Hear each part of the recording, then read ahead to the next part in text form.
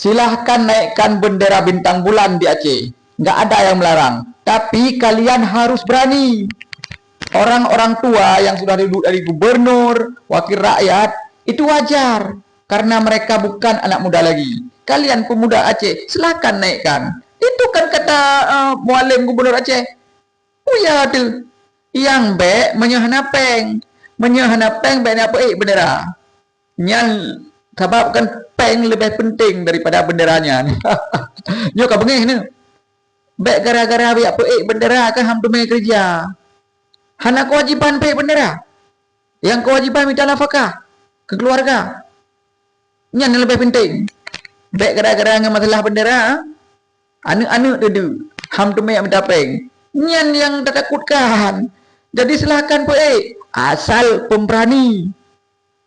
Dan menyamasalah putren lebih bagus lah. Itu akan perlu putren, perlu baik.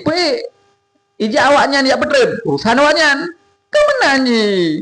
Baik dawa-dawa masalah bendera li, silahkan naikkan bendera di seluruh Aceh asal kalian pemberani dan punya uang. Kalau nggak punya uang, jangan sampai mencuri untuk membeli bendera. Paham?